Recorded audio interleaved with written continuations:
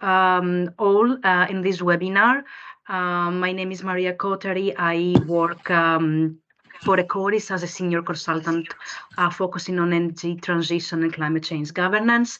I'm also part of the project, the Green Deal Support Office, and together with my colleagues Yael and Valerie today, we have put together this webinar that will deal mainly on the bottom-up approaches on energy and climate, with special focus on the energy communities. So first of all, a few words about the Green Deal Support Office.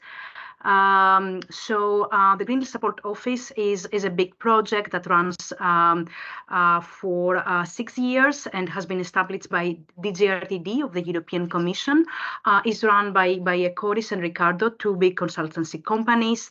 And the main aim is to support the coordination and also the development of different types of cooperation between projects that they have been funding under the Horizon 2020 call for targeting the Green Deal objectives.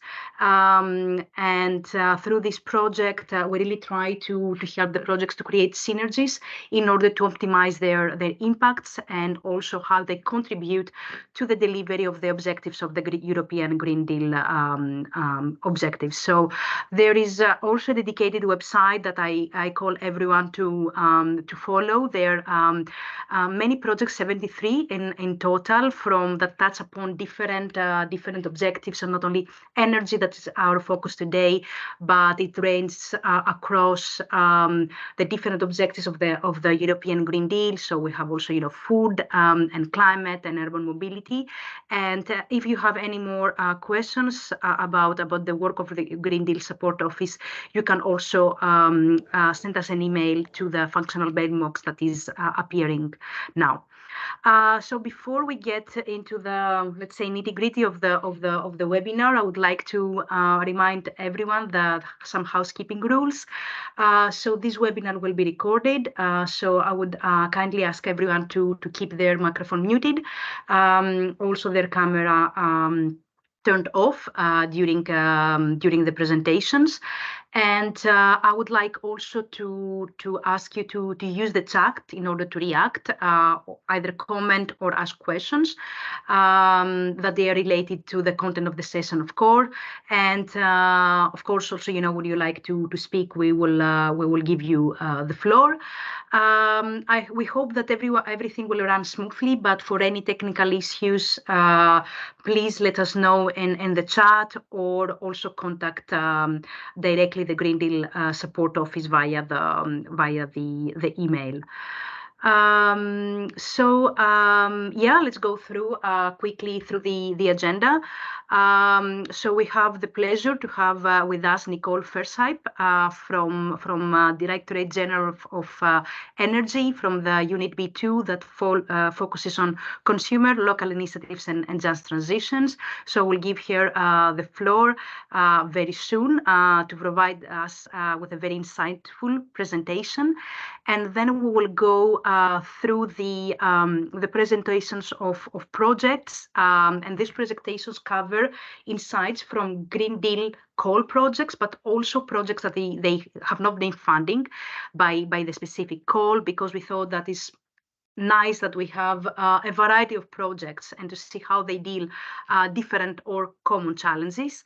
I would like kindly everyone to ask to stick on the time. So we have a lot of presentations. So there I will also use my role as moderator to remind you if you are going over time. And after the presentations, we will also go on a second round, let's say, of presentation of the challenges and faced by the projects that they will present. And at the end, we will have also time allocated for open discussions about the challenges and also the way forward. And we have also allocated a few minutes for a nice wrap up and some closing words. So thanks everyone in advance, and I hope we will have very fruitful discussions, and very pleased to have you all today. So we'll give the floor to Nicole. Nicole, over to you. Thank you very much. Do I operate the slides myself, or do you do that? No, I will Yeah. do it. I will do it for you. Okay. Just as I did now with Maria, I try to guess where she's going, and but please tell me next, etc. Okay? Yeah. All right. Well, thank you very much for inviting me. I'm very happy to be able to speak to you today.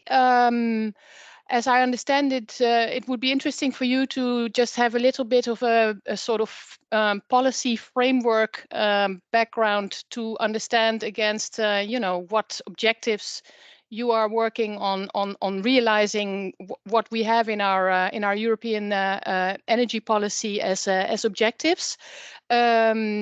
And I can say that we have been extremely active in recent years in further developing our energy policy. We had the Clean Energy Package, which was basically adopted 2018-2019 to deliver on the EU's Paris Agreement commitments for reducing greenhouse gas emissions. But well, that seems already almost a lifetime ago if you look at what has happened since then. So I would like to talk you through, the European Green Deal with the objective of achieving climate neutrality by 2050. Then, of course, we had the crisis in, with the invasion of Ukraine by Russia, which put our energy policy rather in a difficult situation. So we had to respond to that. And then I would like to speak to you briefly about what are now the perspectives for the EU energy policy in the coming periods, and then finally focus a bit on the role of local initiatives in delivering the Green Deal on the ground. So if you go to the next slide, you see here the the previous one. Yeah, this is okay, we can stay on this one too, that's fine. In 2019, when the new commission arrived, the European Green Deal was launched, actually setting the ambition to make the EU climate neutral by 2050. And to meet this objective, the EU set in 2020 a higher binding target of a net reduction of at least 55% in greenhouse gas emissions by 2030 compared to 1990 levels in a cost-effective way. And there are basically three main pillars in this strategy. Energy efficiency first. Energy savings are central in our energy policy.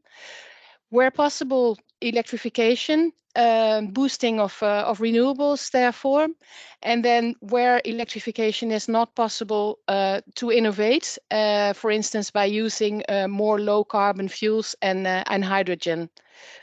So in this slide, you see the Fit for 55 package, which was launched in 2021. A very substantial package of proposals to align EU laws with our 55% climate targets.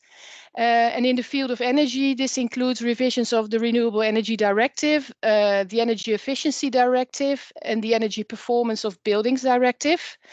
And also includes the legislation to establish the decarbonized gas and hydrogen market, and a new regulation to reduce methane emissions in the energy sector. So indeed, a very comprehensive and ambitious package that we are still in the process of adopting. We're coming to the end, of course, of the current Commission mandate. We still have another year before there will be a new Commission. So basically, the legislative agenda is now more or less coming to an end in the run-up to the elections of the European Parliament in I think it's April next year. So if you go to the next slide, you see there that with the Fit for 55 package, the Commission aims at a coherence and alignment across its policies, and to apply them in a balanced and just and fair way. Those who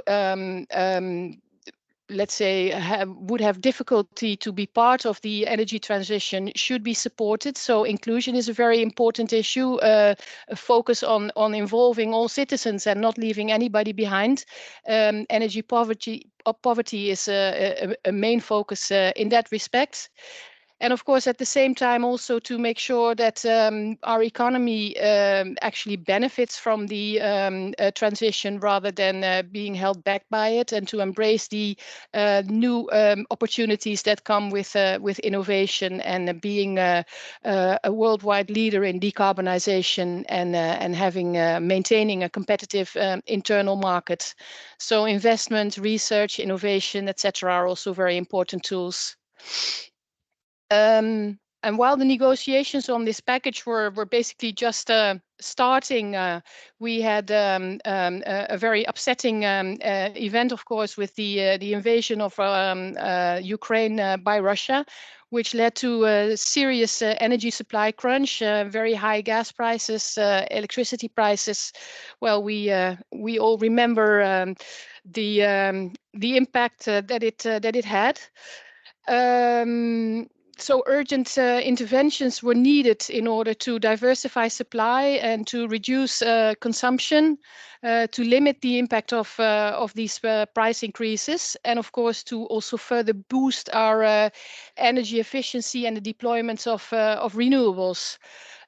So in March 2022, the European Commission launched the so-called Repower EU communication with the aim to end the dependency on Russian fuel, fossil fuel imports.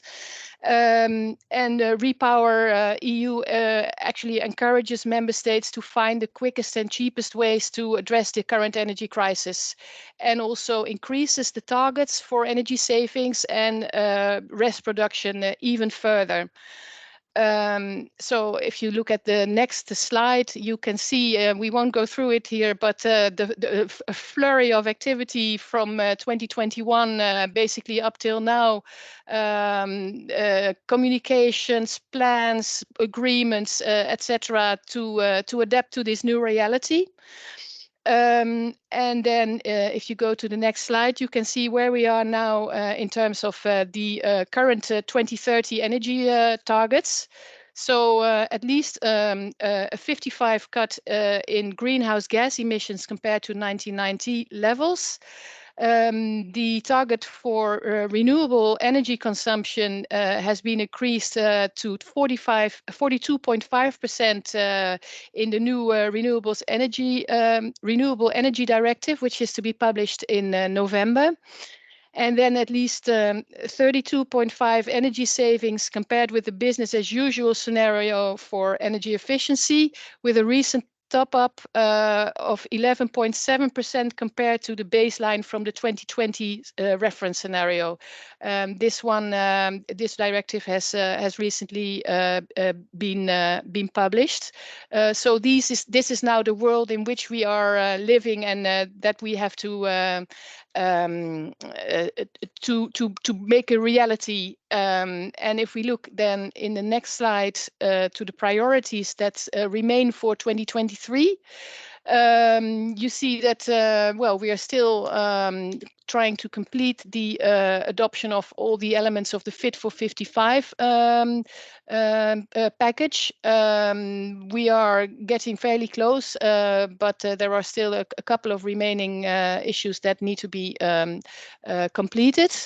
Then a second issue is to look at the preparedness for the winter of 2023-2024. Of course, we do everything, or we did everything we could to make sure that we do not see a repeat of last winter in terms of the enormous price hikes that we have seen, and we are actually quite confident that the situation is under control, and that the risk of a situation like last time is actually very limited. One thing that we are still working on is the reform of the electricity market design, where we are, it's still under negotiation, and we hope that this part of the legislation will also be finished before the parliamentary elections of coming spring. So if you go to the next slide, in our policies, the role of citizens as active consumers, as prosumers, as overall drivers of the real energy transition, bringing all that we have in our ambitious targets to reality is now getting a lot of attention. And it is evident that the changes to our energy system will have a strong impact on our daily lives, and people will need to be adequately prepared and able to act, and also protected from the negative impacts to make sure that everybody will be part of this transition. When we look at the Repower package, the citizens and the communities are a key to achieving some of the major objectives by producing clean energy, by increasing the acceptance of the transition of the energy system, by mobilizing private capital investments. And then, of course, also by saving energy and providing energy efficiency services to members, to increasing consumer consciousness of energy use. So there is really, let's say, a very much increased attention to the role of citizens, both as consumers, as prosumers, and as carriers of the entire transition. In this slide here, you see a number of the key Repower EU policy instruments where we do see, let's say, this increased attention to the role of citizens and communities in the Repower package. And I should add, of course, that in other elements of the Fit for 55 package, the same applies. The active role of consumers is underlined. Consumer interests are much better protected, and the inclusion and accessibility for all are a core principle. For instance, what I already mentioned by the emphasis on combating energy poverty. In the next slide, very briefly, because I assume you know this better than me. Oh. We don't see the slide anymore. No. Yael? Maybe, her connection. Valerie, would you be able to share the slides? Okay, sorry. Yael, you're muted. No worries, but I'm here. You're going to put the slides again. Yeah, technology. Okay, you see the screen? Yes. We do. Yes. I'm very sorry. Okay. Yeah, no problem. Well, anyway, I think I can be very brief on this because I'm pretty sure that you know this much better than me. There are different ways in which consumers can be empowered to participate, in the energy transition. They range from individual active customers to joint active consumers, and then energy communities. In the next slide, you see the traditional business model of an energy community, but obviously there are many different variations and innovative approaches that presumably we'll hear more about from you later on in your practical experiences in this workshop. So in this slide, the electricity market design, which is, as I said, is not yet adopted. The development of the concept of energy sharing is one of the new elements there, or one of the elements that is getting let's say more emphasis. High and volatile energy prices, of course, have a strong impact on the electricity bills of the consumers, and the gas prices are actually setting the wholesale market price in our system of marginal price setting. So if you have direct access to renewables, this can help decouple the electricity bill from wholesale market prices, and cushion the impact of this price volatility. Since not all consumers have direct access to renewables, energy sharing can be a way to facilitate direct access to renewables for a wider group of people. And this goes beyond the organizational concept of energy communities and focuses more on directly the activity of energy sharing as such. So there are basically two models that could be foreseen. One where you would share the excess energy by the prosumer, which is the figure that you see here.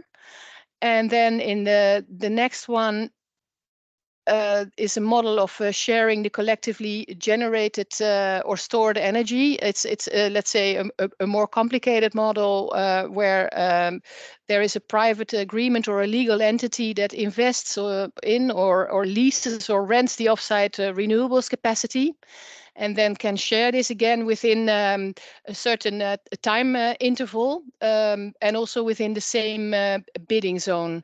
And the new electricity directive, let's say, foresees to better enable this type of approaches, innovative approaches, and to address the let's say the difficulties that that sometimes can get in the way of bringing this kind of innovative approaches into practice. So finally, yes, we have here the EU Energy Communities Facility, which has an open call for applications, which runs until the 16th of November 2023, for capacity building for aspiring new energy communities to get help with legal issues, business plans, etc. I don't have the details, but if you get to the QR code, you will find all the information that would be of interest for you. So perhaps that can be of help in some of the projects that you're trying to achieve. And then finally, a few words on the key role that cities will have to play in the delivery of the energy transition. We have 75% of our population living in cities, of which a significant part in the smaller and medium-sized cities. And also cities are responsible for, or let's say, are the places where 85% of the EU's GDP is generated. So cities can make a massive contribution to reducing CO2 emissions, to delivering economic growth, to job generation, to increasing resilience, etc. But this energy transition poses a massive challenge to their capacity to plan and to implement the fundamental changes that will really affect the tissue of local communities. It will also require a strong multi-level governance. Cities, provinces, national governments, the EU, all have to work in a coordinated manner to deliver an energy system that I would say is optimized to bring the maximum overall benefits. And this is definitely not an easy task. And we will, I think, in the coming period, see a lot of focus on how we can now translate these high-level ambitions into concrete actions where we provide the tools, the support, the enabling environment for citizens, for communities to deliver what needs to be delivered. I think that we're coming sort of towards the end of what we can achieve with yet further details in our legislation, more ambitious or specific targets. Now it's about creating the environment where we can actually deliver on all these ambitions that we have formulated in our policy. And in this final slide, you see an overview. It's not by far not complete of the number of activities that we have, initiated from the Commission to connect local action with global and European initiatives.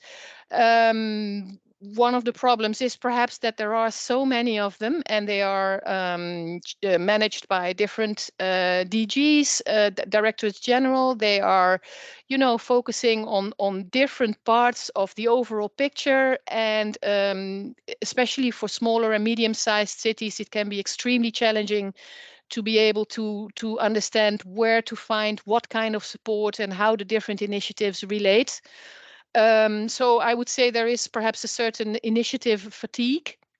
we in DG NR have the Covenant of Mayors, which I would say is one of the more wide-ranging and central initiatives that brings together, you know, a large community of cities to pledge, you know, their plans for aligning to 2020. For the moment, most of them are still on 2020 targets, but in the next phase, we will be working on, you know, making plans that will raise the level of ambition to the 2030 and 2050 targets. And I think one of the ambitions that we also have in the next phase of the global, sorry, of the Covenant of Mayors is to reduce the number of, let's say, the amount of administrative burden, and to better streamline the different initiatives that we have to make it easier for cities to navigate within this complex landscape that you see here on this slide. And as I said, this is not even the entire picture, actually quite far from it.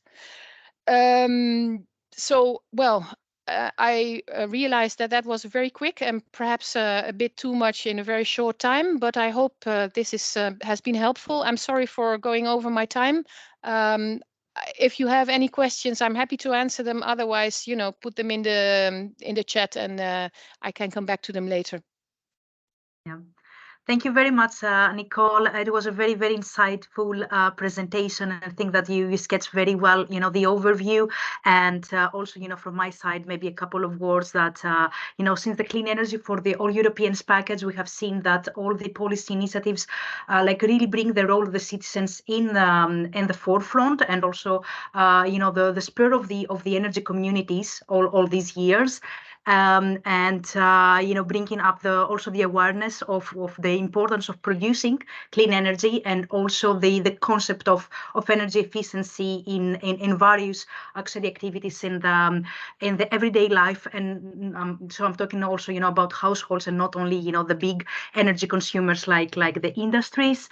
Also, what I keep from your presentation is what you have mentioned about the enabling environment, and this consists of different parts, like the regulatory, of course, the funding, but also, you know, making and you know, as you said, delivering really on the ground, and also the component of the European and the global initiatives. And we see that with the European Green Deal, and also some of the projects also are not strictly European initiatives, but they also you know, have partners from other sides of the world, because also, you know, we can also, you know, take some examples and replicate maybe some good practices from other countries. So yeah, if there's no burning questions, I would suggest that we go on with the presentation from the projects. Again, kindly asking to stick on time. And if there's any question about Nicole, you can leave it in the chat, and we can allocate time later. So Magdalena, over to you. Thank you very much with this nice introduction of going with the examples of the projects outside of Europe, because indeed, coordinator of CESA, and CESA stands for Smart Energy Solutions for Africa, and Africa is the continent of focus of our project. You can go to the next slide. So very briefly, it's 4-year project. We are in the second year of the project, 10 million euros budget, and there are 30 project partners in the consortium. It's a collaborative project between the EU and 9 African countries that you can see here on the map: Kenya, Ghana, South Africa, Malawi, Morocco, Namibia, Tanzania, Rwanda, and Nigeria. And our focus is on the provision of the energy access technologies and development of business models that we can easily, first of all, replicate, and then generate local opportunities for both economic development, job creation, and social cohesion in Africa. We can go to the next slide, please.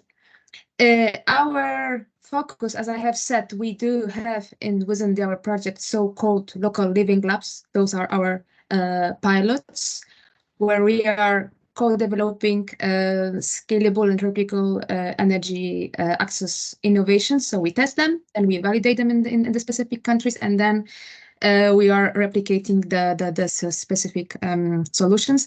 Our technologies of focus are really very vast, from e-mobility to productive use of energy, second life batteries, water and energy and food nexus, e-waste, circularity, climate proofing, solar mini grids, clean cooking, energy efficiency. It really depends on the specification of local needs and the country and the requirements that were mentioned by partners. You can go to the next slide. So just to develop or explain a little bit better, what you can see on the picture is that we do work in so-called modular approach. We have our demonstration action, and demonstration action means we do have our 2 demo sites in Kenya, which is our leading living lab, where majority of the technologies are being tested, and as well development of the business model has already started. And those actions are being tested and validated through the living labs in 4 other countries, which are Ghana, South Africa, Malawi, and Morocco. And the specific learnings from the validation sites and their applicability, replicability, and so on will be later on so-called implemented in replication action countries that are the last one, the color data, the Tanzania, Namibia, Rwanda, and Nigeria. We do, nevertheless, we don't follow the straight line in a way that whatever we have in a demo site, we validate everything in a validation countries, and then we replicate it. We change it depending what are the needs, what are the requirements, what kind of business models we have, sorry, not business models, what kind of SMEs we have received as contracting parties for so-called seed funding that I will explain in the next slide. If you could move. Yeah, or after. 5 pillar approaches. So what we do within our project, besides when it comes to information, we do create it through the online toolbox. We do have in our project quite extensive capacity building program on different types of technologies. We do have as well peer-to-peer exchange between Europe and pilot sites. We initiate, and that involves this co-creation process in the living labs, and as well we do have the policy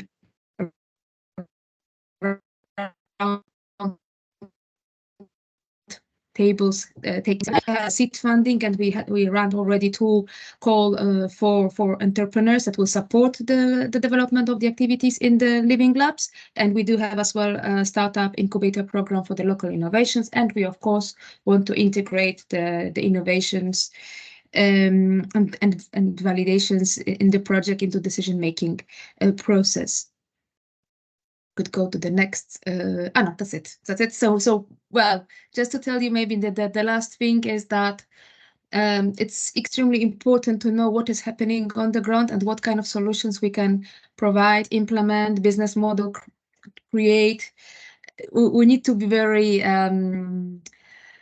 We need to adjust to the social and economic conditions. And I stop here, and I think the Q&A is later on, right? Yeah.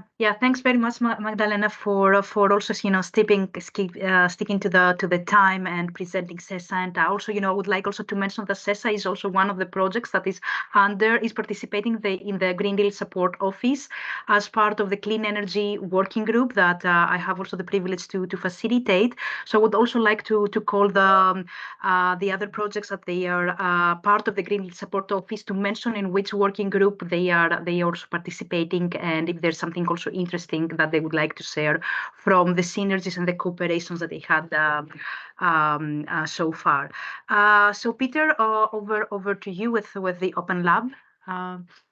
Yeah, thanks, Maria. Thanks for introducing me. Thank you all for being here. My name is Peter. I'm a researcher from Vito in Belgium, and here to present to you Open Lab. Like you already can see here in our logo, we have 3 countries mentioned there, 3 cities. And our tagline, leading the transition to positive energy neighborhood, exactly tells you what we are trying to achieve here. We are revitalizing urban areas into positive energy neighborhoods. Our project in brief, we have a total grant amount of just shy of 20 million. The project duration is 45 months, and we have an impressive 33 partners from 7 different countries. Specifically on our project here, like you can see on the map, is we are actually 3 different cities with 3 different contexts, but we're all organized around the quadruple helix. So in every country, the different stakeholders are represented. And like you can see already on the images here and on the next slide, each city has a specific context with its own challenges. So next slide, please. Like you can see there on the left in Tartu, we are looking at the renovation of Soviet-era apartment buildings. In the middle is Genk, where we have single-family housing district, both social housing and private homeowners. And on the right, we have Pamplona in Spain, where we're blending a large tertiary building with social housing. So it's quite a different context, but we all have the same or comparable challenges.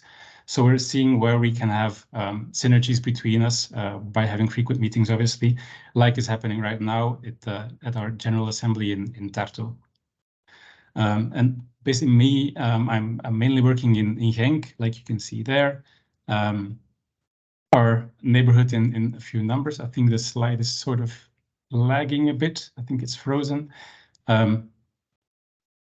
Sorry. Yes. So we have one. Is it okay now? Yes. Yeah, it's okay.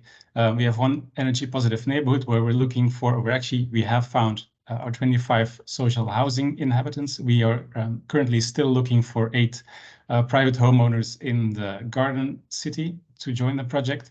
So in total, we will have 33 households who will take part in our living lab in Genk.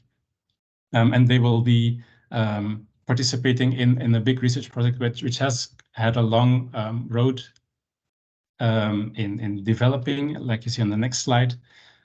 We had to obviously convince these people to join the project, which was done during extensive co-creation sessions where we were challenging them on what they were expecting with the neighborhood, what their issues were, what their dreams were. And now we have the solutions that are being worked out. They're being checked again with them if they are actually meeting their expectations, if they can feel confident in what the Living Lab is achieving. Next slide, please. So our proposed solution, technically speaking then, is we're going to provide the houses with a new insulated envelope. And in addition to this, we will have new technologies.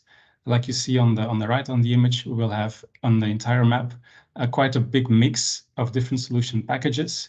We will be providing energy boxes that give energy to either individual homes or create small microgrids for building blocks of 3 to 5 to 4 buildings. We will have different technologies of heat pumps. We will include renewable energy, obviously PV, both BAPV and BIPV, so integrated or the traditional, let's say. We include different types of storage, thermal and electric. And we'll, on top of this, we also check what we can do with the neighborhood itself. So we'll be providing as well neighborhood infrastructure, which we'll see also on the next slide, where it all comes together in creating a positive energy neighborhood. So we'll see how both of either the individual homes and the neighborhood can actually reinforce each other, how we can exchange the energy, the surplus energy that is being created.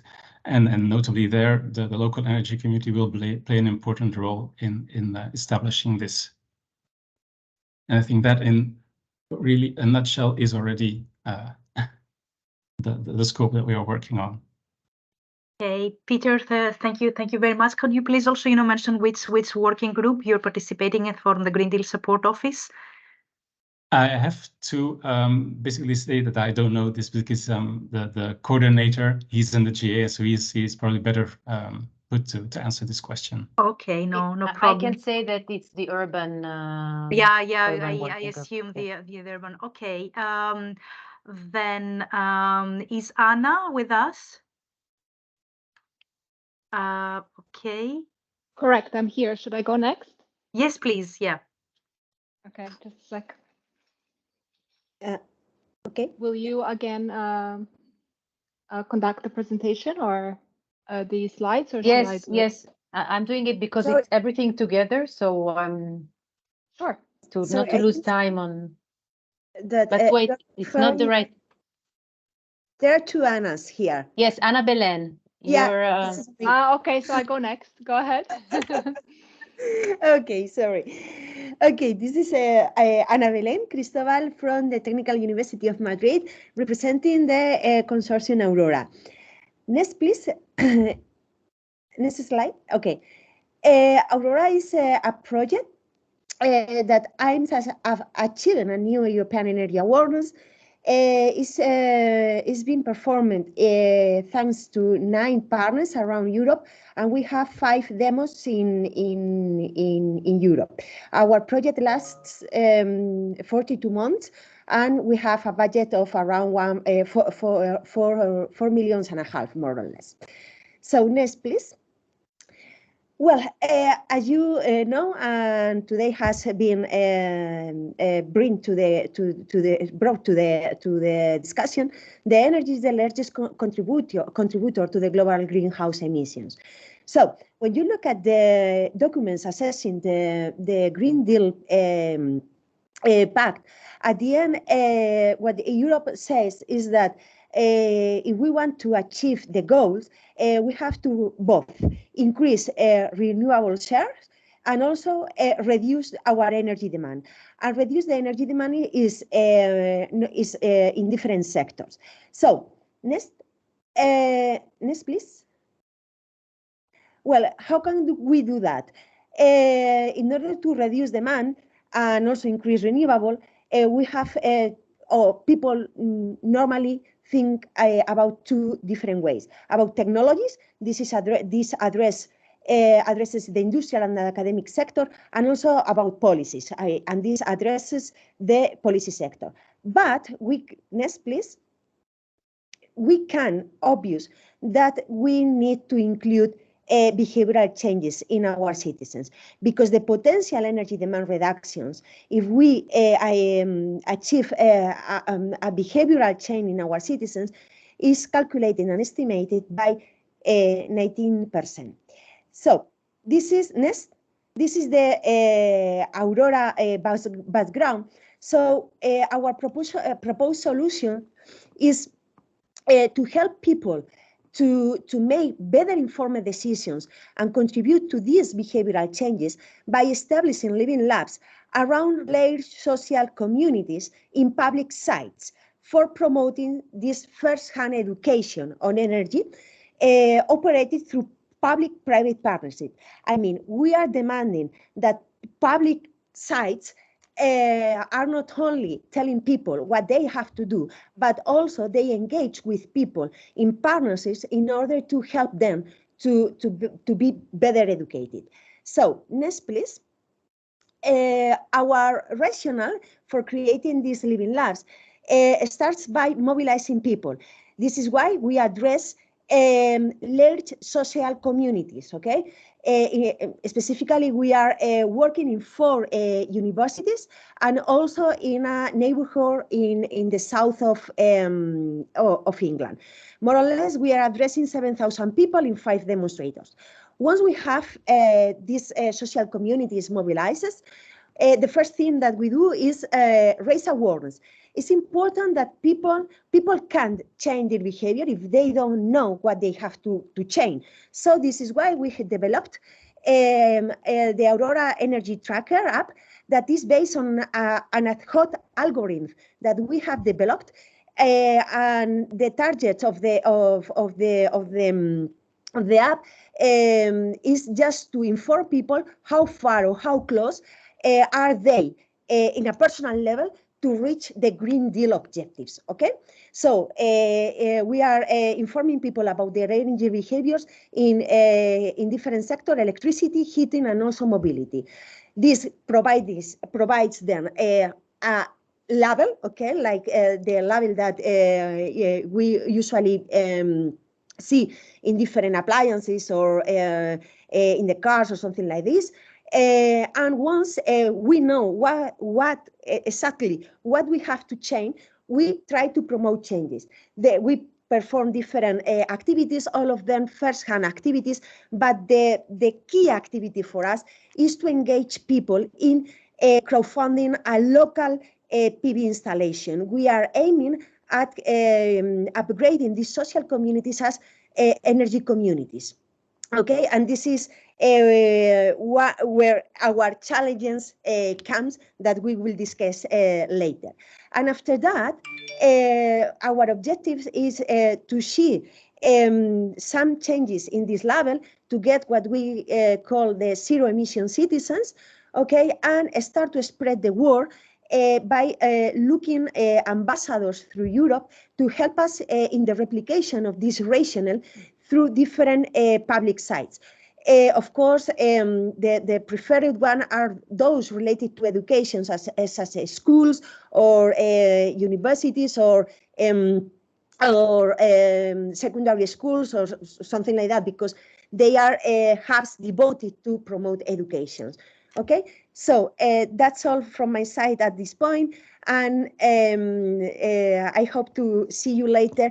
The challenges that we are facing when we ask the public sector to engage in public-private partnerships in order to set up these crowdfunded facilities around their hubs. Just a last thought, please think, there are 5,000 higher education institutions in Europe, in which they join around 20 million people.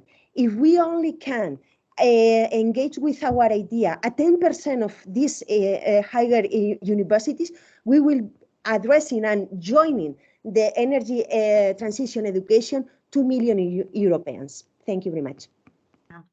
Thanks very much, Anna. Also, for your passion and also, bringing in the discussion the very important also element of the behavioral change, and also, a lot of policy initiatives from the European Commission side also touched upon about the consumer behavior, and of course education and raising awareness are quite key.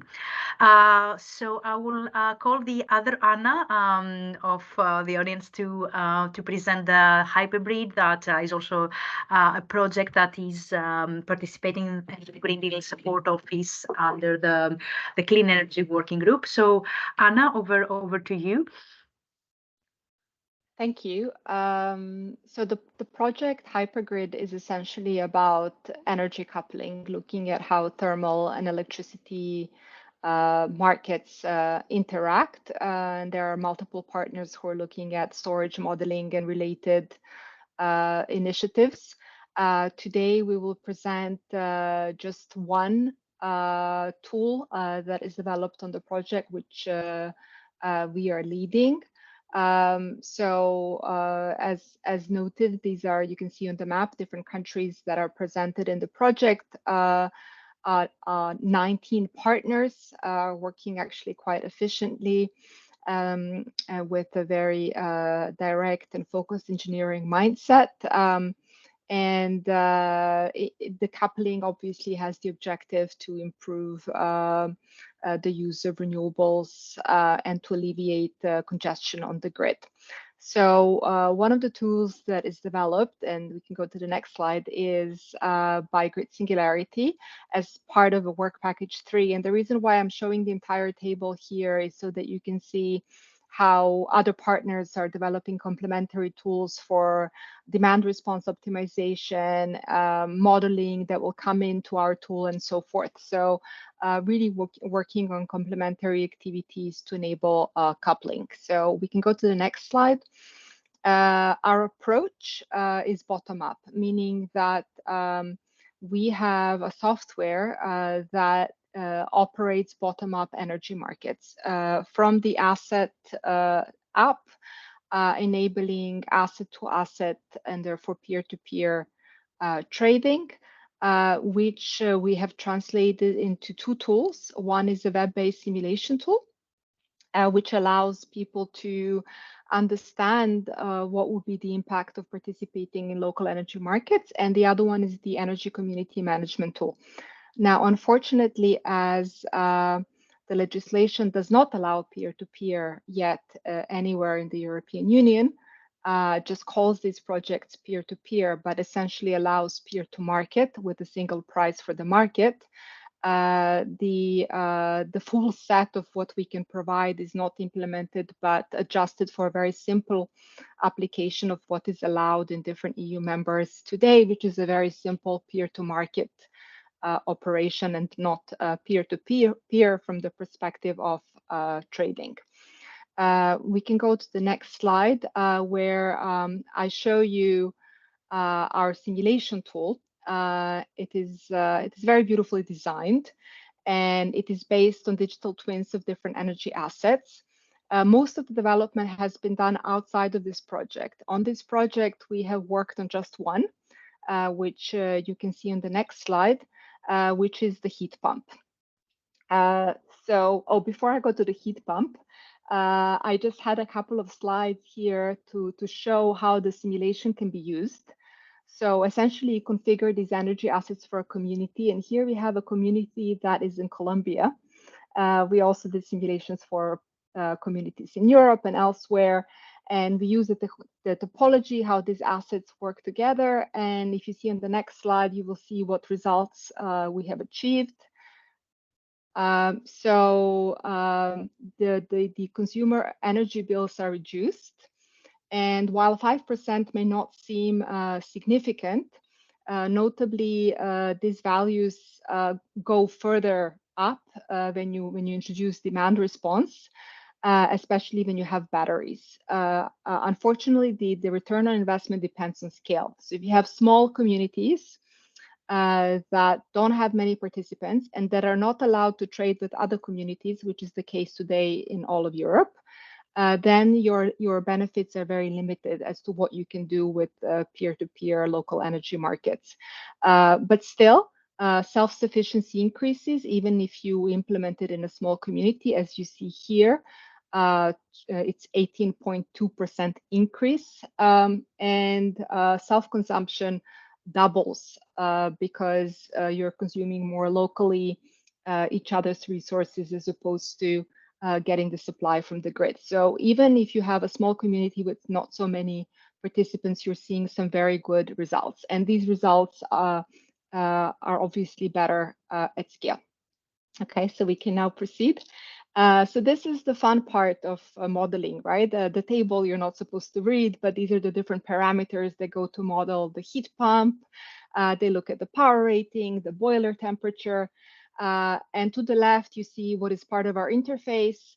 And our interface has an express and advanced option. So you can do a very simple simulation, or if you want to go into details in the advanced option, you can check and put all these parameters yourself. You can also put the real profile if you have it to simulate, for example, if you buy a heat pump, how would your results change when you're trading on a local energy market? So this is the development that we are performing as part of Hypergrid. It's focused on adding heat pumps to our tools, which are used both for simulation and operation of markets. This was challenging because heat pumps act differently if they're connected to district heating rather than not connected. So we're also developing functionality in the backend where they're treated as virtual heat pumps that account for the district heating demand as well. So not as straightforward as one might think to define this interaction between electricity and thermal markets, but it's done in good collaboration of different researchers who are specialized in different fields, and us as specialists in local energy markets and software development. I believe that's the last slide, but yes, so we can go to challenges next. I try to be efficient. Okay, Anna, thanks very much. And also, The challenges will be late. Very fascinating, I would say, because also, we see also, from hypergrid project, also, this merging of the green and the digital component as well.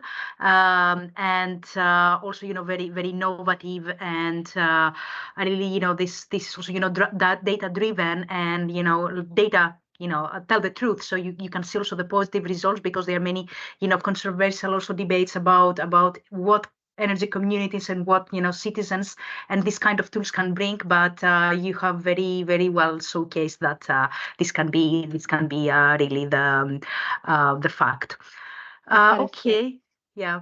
Then I will call Nikki Gaetani to present us the project Silikia. So Nikki, the floor is yours. Thank you so much for the invite. My name is Nikki Gaetani. I'm Associate Professor at the Norwegian University of Science and Technology. I'm the project leader of Silikia, but also co-leader of the ARV Green Deal project. Anyway, Silikia, the name is a Greek word, means neighborhood, is an EU-funded project aiming at developing sustainable neighborhoods with a surplus renewable energy across Europe. So it was born as a response to the urgent challenge in the building sector, reduce greenhouse gas emissions in the built environment, while at the same time boosting access to affordable housing. So the project has 17 partners from 7 countries. The budget is around 7.5 million euros. We are actually at the final stage of the project. And we have 4 real-life plus energy demo neighborhoods tailored to 4 different climate zones, where we follow the project from the early design phase and then construction, and at the final stage operation within the duration of the project. Yes, next slides, please. When it comes to the background, we realize that it's not possible for some buildings to achieve the zero energy or emission targets. So actually we suggest the neighborhood approach. And when it comes to building renovation, for example, under architectural or building preservation constraints, we also see the benefits from a large-scale effect at the neighborhood level, the cost environmental benefits by sharing energy infrastructure, trading energy and power, and exchanging energy with neighboring buildings, community facilities, and smart charging of electrical vehicles. So it's in line with what we talked today, actually. Next slide, please. Yes, so our mission is to increase the sustainable neighborhoods with a surplus renewable energy. And we want to do that looking into different contexts, climates, markets, and cultures in Europe. Next slide. Yeah. And the key is how to take into account the energy efficiency of buildings, the energy flexibility, and at the same time, the local supply of renewable energy. Next, please.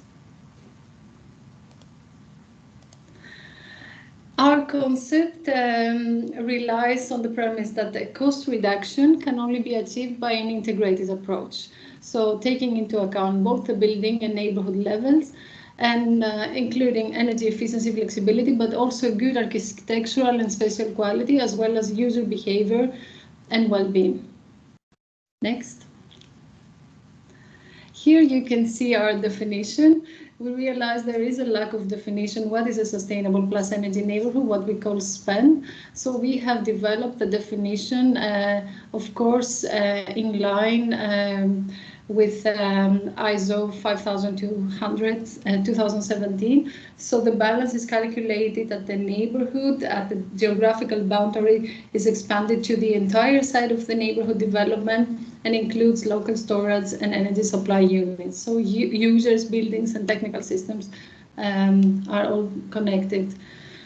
Yeah, I will not go into the details here, but here you can see our 5D focus areas. It has to do with decentralization, neighborhoods as flexibility providers, democracy, engaged, power and conscious users, decarbonization, climate neutral, highly energy efficient neighborhoods with a surplus of energy from renewables, design, good architectural and spatial design that improves the attractiveness of energy efficient housing and its market uptake. And it's also about digitalization. We work with big data based neighborhoods and smart networks in order to provide a well-managed housing for the citizens. So the overall aim is to demonstrate through innovative solutions and integrated design how we can achieve plus energy standard at the neighborhood scale. And this has many advantages, as you can see in our 5S strategy. Next slide, please. Here you can see our 4 real-life demos in the Netherlands, Uden, in Norway, Fredrikstad, in Spain, Barcelona, and in Salzburg. So we demonstrate the functionality of this concept. And in every demos, we have a number of different innovative approaches. Next. Yes, and in each of our 4 demo neighborhoods, we have developed an evaluation framework, and we want to assess the technical concerns related to environmental and energy performance of the buildings are addressed from the early stages of the design until the operational phase. Next. Yeah, that was the last one. Thank you. Yes, yes. Don't forget that I split the presentation. So later we will see the last part. Yes, yeah, the challenges. Okay, but you know, thanks to Nikki, and also very fascinating you know, presentation. Also I think that, you know, you also brought to our attention other dimensions apart from, you know, strictly energy related, like the spatial and the architecture, and also in your slide where you saw where you actually demonstrate, we see like how this you know project can functional in different climate conditions, because this is what I understood, that you have like different you know, neighbors in different areas in the European continent, that they have very different climate conditions. Okay, thanks very much. And yeah, I will now give the floor to Stanislas from Rescoop. Stanislas, Hello. the micro Yes. is yours. Thank you very much. My presentation is probably going to be a tiny bit quicker than most of the speakers that we had today, simply because let's stick to the previous slide, please. So I can maybe explain the title and the reason why I get 3 projects when everybody else got 1. It's not because I have privileges. It's simply because I was asked to kind of give a frame of reference for the development of the community energy movement in Europe. So Rescoop EU is the Federation of Citizen Energy Cooperatives across Europe. And when I started at Rescoop EU, I started to work on energy efficiency, and specifically a piece that was missing in the framework that our members were thinking about when thinking of the transition. And it's really good to see the presentation of the Green Deal, because this is absolutely the approach that we took when looking at what type of action energy cooperatives could take in the space of recreating a full-scale transition from the supply side all the way down to the demand side, going through renovation as well. What I'm going to present to you today is the story of 3 projects that we carried out in the past 5 years now, that have changed the way our members are looking at energy efficiency, energy sobriety, building renovation, and then the questions underlying it all, which is the financing question. And those 3 projects are Rescoop Plus, which is an H2020 project that finished already in 2016. The CLR for Citizen-led Renovation project that was carried out through the European Climate Foundation. And finally, the Life ACE project for access to capital for community energy, which is ongoing at the moment. If you can go to the next slide, please. So those 3 projects are very simple. I just added a couple of data here. The point really I'm trying to show is that we started from the point of view that we needed for our members to better understand how to promote a different societal project that was going from the transition of the supply side, which is really about renewable energy penetration, all the way down to efficiency and sobriety. And we started with the Resca Plus project that was looking at developing a toolkit for energy cooperatives to become more energy efficient. What we looked at there was two things. One, how to deploy sobriety and behavior change in energy cooperatives. And we traced actually through research the impact that community energy membership, and potentially now in the new, since the clean energy package, we could say a membership in an energy community, that membership could have a long-lasting impact on behavior for consumers, tracking up to 20% of savings annually for certain consumers being part of energy cooperatives. So that project allowed us to build tools that supported energy cooperatives in the changing of the behavior of their members, and also the deployment of district heating, which is the most efficient collective approach for heating houses.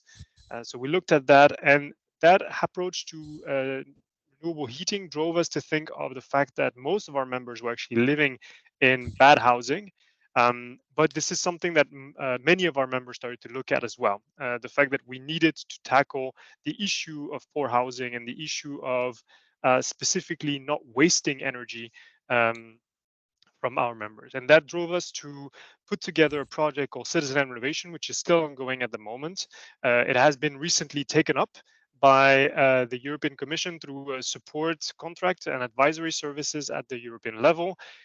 This approach of citizen renovation is looking at integrated renovation programs in cooperatives, and is looking at how can we integrate a renovation approach associated to other services of energy cooperatives. That may be the deployment of renewables, but that also can be simply the deployment of district heating, or the deployment of a supplier, for example, in certain countries like Belgium. That project now is covering a good part of Europe, where our members are looking to deploy renovation programs integrated from everything to the community engagement down to the actual renovation actions that are taken in the homes, and the potential auditing to make sure that the service that is provided is actually up to par. That project then allowed us to realize that really what we were missing here is the right financing tools to allow us to provide support not only to our members, meaning energy cooperatives, but also to their members, the actual private citizens that were usually stuck into a loop of being under the thumb of traditional banking institutions that usually either had constraints that were linked to market values, or constraints that were linked to the fact that the projects were too small. So really we were asked systematically to look at aggregation in the financing space, and trying to really recreate that aspect of portfolio in order to make sure that investment institutions, banking institutions felt comfortable with renewable energy communities or citizen energy communities that were part of our network.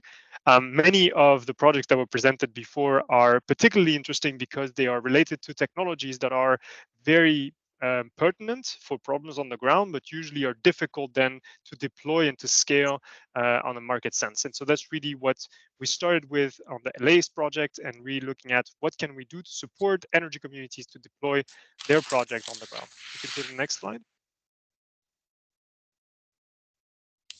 Thank you. So the project background was, we looked at what energy communities were doing, and they were taking a more and more broad approach to the transition. And that's, you can see some are recognized the donut economy, which is the basis for our thinking at RescoPU. And that really shows how our members have been touching to all the aspects of the energy services that exist in the market today. That looks at obviously production, but also electrical mobility, building renovation, supply, flexibility, aggregation, storage. So really we see energy communities taking a role and really providing a complete solution. Not only that, but we see their numbers scaling, obviously, since the 2018 Clean Energy Package, and now with the revision of the EED, PBD, and RED, it becomes more and more important that energy communities are not only supported by member states, but also taking an active role in driving a local decentralized transition. And so that obviously is a very strong political objective from the EU, but it does not resonate with the type of financing support that are being given at the moment, both at the national level, but also at the European level.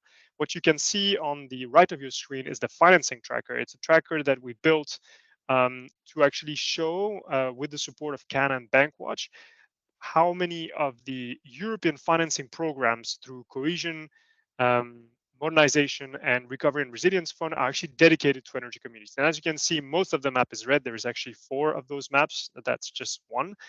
Most of the map actually red, meaning most of the member states do not really consider energy communities in the financing programs that they're building based on cohesion funds.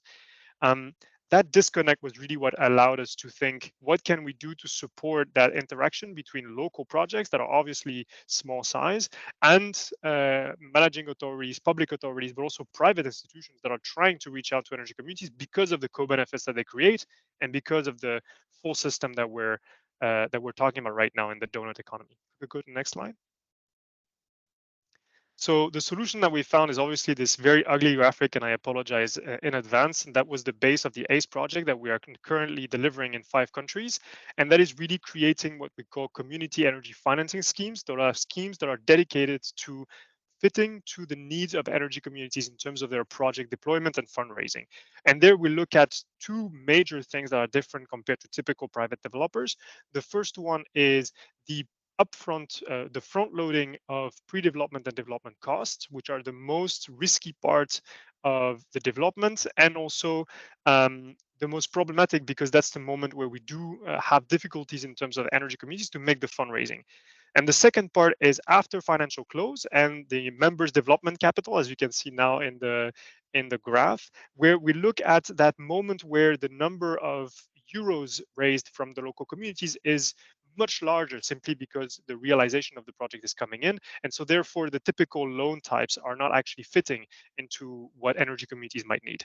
So we are really looking at those bridge loans, quasi-equity models that are available right now for some larger actors, but not for the smaller ones. And so really what the ACE project is doing is looking at what kind of financial schemes we can provide for energy communities to fit to their needs, but also to guarantee that they will better embed themselves into the traditional financing system, right? Which is the fact that the portfolio size needs to be a little bit bigger, the fact that we need to have the right indicators and really value the co-benefits that energy communities are bringing. We have now 5 countries in which we are deploying those financing solutions: Belgium, France, the Netherlands, Spain, Croatia, and Romania. In those 5 countries, we're currently working with member cooperatives to try to deploy those financing solutions with the goal, obviously, to create a positive loop that will allow for the scaling of energy communities throughout. And not only the scaling in terms of the number of projects, but also the quality of those projects in terms of keeping to the ownership that we are really looking for from a community energy project. At the end of the day, energy communities, it has been said earlier by the colleagues from the Commission, are a governance concept. It is a concept that is meant to be providing back the control to individual citizens of the EU. And so the point is also the challenge that we have been given is also to make sure that this individual ownership and governance rights are not damaged by the wrong financing solutions. So that is the ACE project, and I think that is also the end of my slide for this part. Thank you. Yeah, apologies, but we need to allocate some time now to go through the challenges. I would ask the projects to ideally keep it to 1-2 minutes so that we have also some time for questions. Would be agreed by everyone? Thanks a lot. Well, running out of time is, a positive sign because we had many good presentations. But yeah, for people that they would like to leave or have other engagements. So Magdalena, would you like to go through the challenges faced by CESA? Please keep it in 1-2 minutes. Okay, so we have, well, lots of challenges, but I focus on one that are linked to the business model implementation. As you can see from the slides, one of the issues is basically awareness raising for solar powered products. It's about resources that are needed, time, staff, transportation to actually educate people about solar powered products and how they could be beneficial in their livelihoods. Customer relationship and trust. This is very much linked to the African market and pay as you go system and the business model around it. As well, the upfront investment for products. There are quite high initial cost of solar panels, batteries, and installations, and those because of those high upfront costs, actually majority of the CESA seed funding available for SMEs will be spent on equipment. Other thing is education and cash flow calculation and financial projections. Some of the partners from specific countries like Malawi and Ghana had issues in actually preparing such a cash flow calculation. And then CESA incubator program learnings, we are thinking how we could actually move from those early adopters to more of the mass market leaders, so to say. Other set of challenges are very much linked within the project and data collection. We do have quite a lot of the budget constraint due to the limitation of the budget, traveling budget to move around, collect data. That has to do as well with linguistic barriers. And actually, when you talk on the ground with rural communities without an interpreter, that's quite a challenge. And generally speaking, we do with the data collection, we really need to very much rely on local partners that don't always have the required capacity. And overall, different kind of budget constraints, really from currency fluctuation in Ghana to the limited funding available for the project implementation, especially in the context of the living labs and what I have said about the quite high cost of equipment. As well, our budget as a coordinator, but I think we can skip this part. The financial is always an issue, and I think I can stop in here. Yeah. Thank you. Okay. Thanks very much. Yeah, Peter. Yeah, then I'll jump in. Also on our end, the impact on the budget of the renovation cost is quite a big challenge. In Genk, for instance, we have found additional funding because the project is innovative, but this remains a challenge in the other living labs as well, since the cost of renovating buildings actually has gone up almost exponentially. A challenge that we also have is our BIM flow. We are looking for ways to streamline the process, since we're trying to link 3D scans, an architectural model, a manufacturing model, and then eventually as well the energy simulations and the control, digital energy twin, let's say. A challenge that's also coming back in our situation is the business model. We have to go from what works in the living lab to something that can be rolled out in the broader world, let's say. So we have to work out ways to share the produced energy with the rest of the neighborhood. There is specifically in Belgium a bit of a conflicting framework for social housing, how they can share energy produced on the roofs of their properties with the neighbors, whereas compared to what we can actually do in the local energy community. So there's some hammering out that needs to be done, but it is on the agenda as well. Okay, thanks very much. Okay, Aurora, I have a question. And this is, does Europe really want to exclude all public sites that are not local authorities from their potential to engage with citizens via energy communities? Because it's what we have found. Probably they didn't realize about this when they prepared the Energy Communities Directive. But at this point, the reality is that a primary school belonging to a local authority can be part of an energy community, while a university belonging to the state can't. Okay, and this is a challenge for Aurora. At that point, we said, okay, don't worry about that, because Aurora only wants to educate people on energy productions and energy self-consumption via this crowd-funded facility in the university with micro-investments from 20 euros each, just for enabling students to learn about real facilities. And we explore how to create these public-private partnerships together with Eric Christiansen and Pete Holdrop. The reality is that we didn't unlock the potential of these partnerships, neither via cooperatives, neither associations, but there is a hope in the foundations, okay? And well, the final is that we have been able to set these energy communities. They are not real public-private partnerships, but the universities are really, really interested in know how to engage with their communities to replicate Aurora Regional. And next slide, please. The second challenge of Aurora is just to engage with other universities in Europe in order to start the replication of the models that we already have and start to make noise to unlock the potential of the high tertiary, the education sector, let's say, in Europe.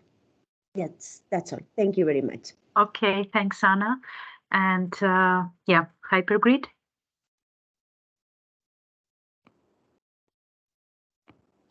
Yes, so simple but not easy, and I think it's a challenge in any project, which is data availability and quality. So you start working with pilot sites, you're developing novel solutions, and these solutions require asset level data, which are rarely available.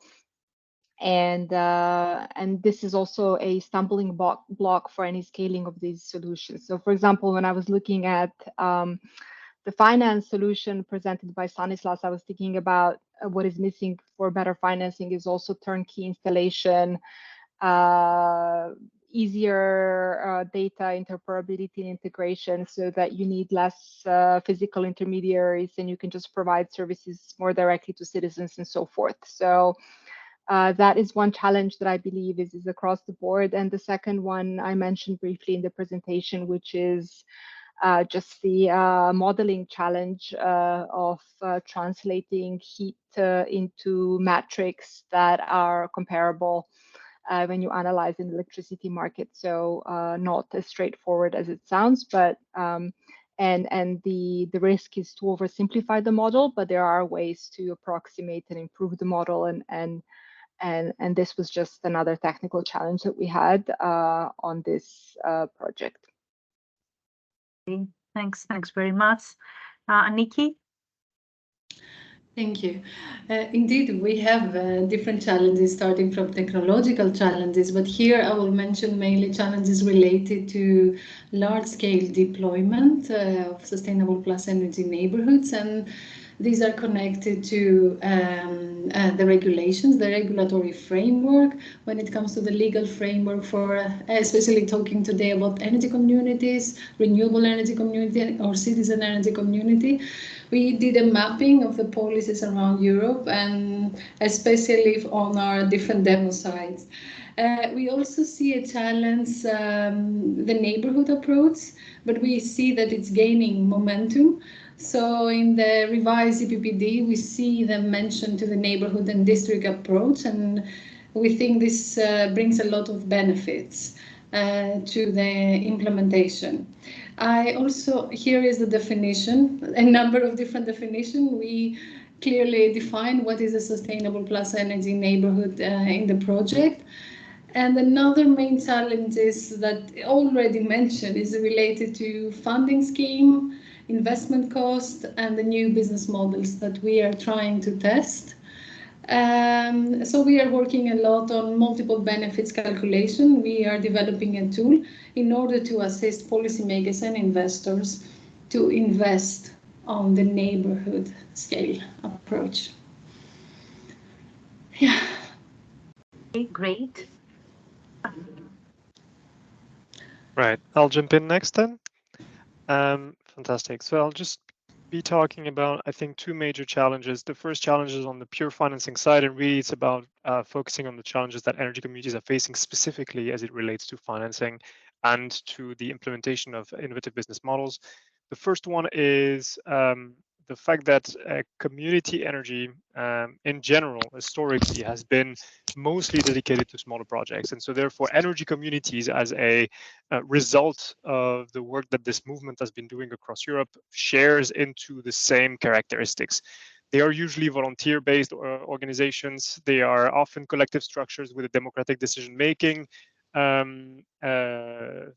governance, which both things are often poorly seen by financing actors and are creating issues with the interaction with the traditional market actors. We are talking about smaller portfolios, usually centered around social and local benefits, which obviously does not help when we're talking about a global financial markets. It's usually ownership driven rather than performance driven. That was already mentioned.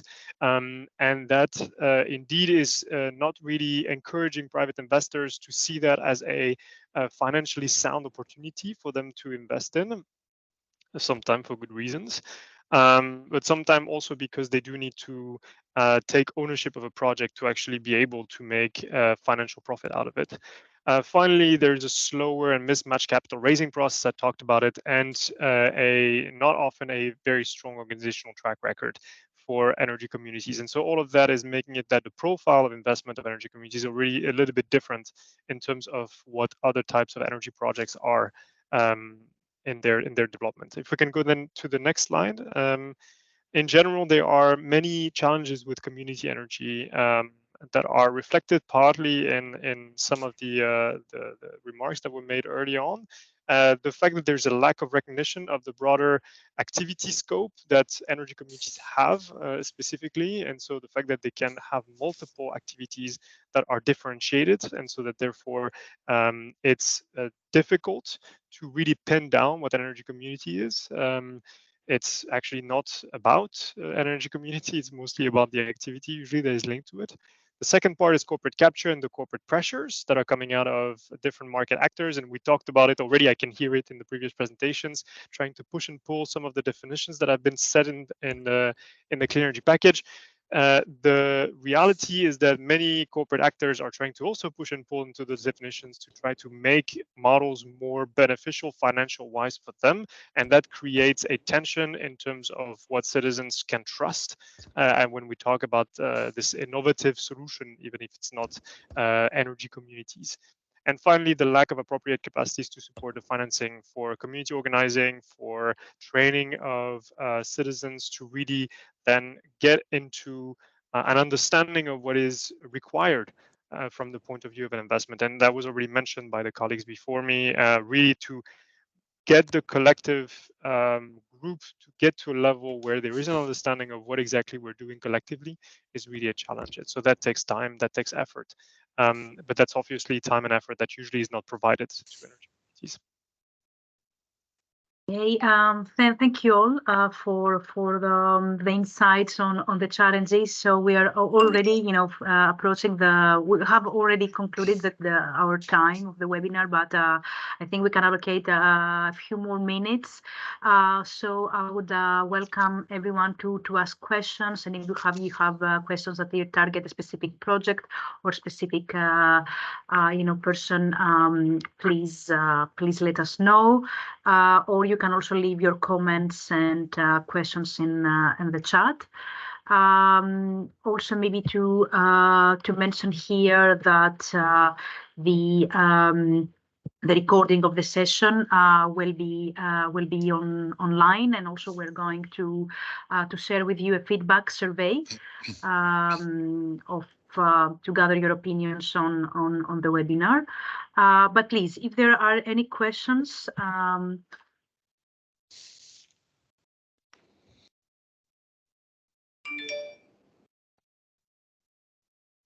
I want to say something. I'm just please. No, because for me, I mean, I contacted all of the speakers to come and share their experiences with us, and some of them I knew before, the others I didn't. I just read their project files, etc. And it's very, very interesting to see how you have projects so dealing with local governance structure, project dealing with technologies, project dealing with renovation of buildings. So it's really more gray infrastructure. And basically the challenges that you highlighted are very, very similar eventually. It shows that despite the differences between you in terms of approach to the solution to the problem, you have to deal with very similar things eventually. So I just wanted to highlight this. and Yeah. to thank you all for your time and experience and shared with us. Yeah, thanks very much, Yael. And actually, I also had kind of the same comment that you see that, like, there's a diversity of the projects, other that they're focusing more on a very technological side of points, and others, touching upon more behavioral aspects. But we see that challenges are quite common. So I also, what I see that, I kind of, keeping kind of the keywords. So I see that these new business models has been expressed as a challenge for the majority of the projects that they're presenting today, and also how actually to unlock this potential and also replicate in terms of other solutions or other contexts. And what I also would like to keep is this issue with the regulatory framework. Also thinking about Nicole's presentation, that she also mentioned that you can even lose yourselves in the initiatives, and is now actually that we have like a more integrated and enabling environment. So that's the comments that I also would like to make from my side, and I think we're all very insightful presentations, and we thank all the participants. I don't know if there are any burning questions, any comments before we close.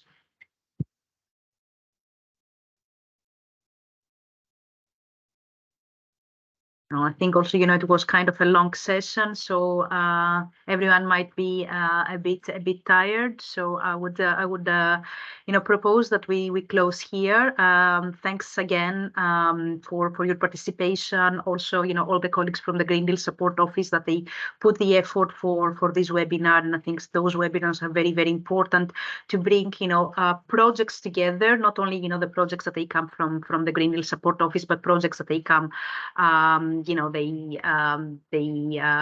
receive funding from another call, or not necessarily from Horizon Europe, so that we see the commonalities and also learn from the projects. And we, of course, wish all the best for the projects, that these challenges will be overcome, and really provide solutions and move forward the Green Deal objectives on the ground, and especially in the very, very important domain of the consumer engagement and communities. So thank you all. We'll close here, and all the best. Thank you very much.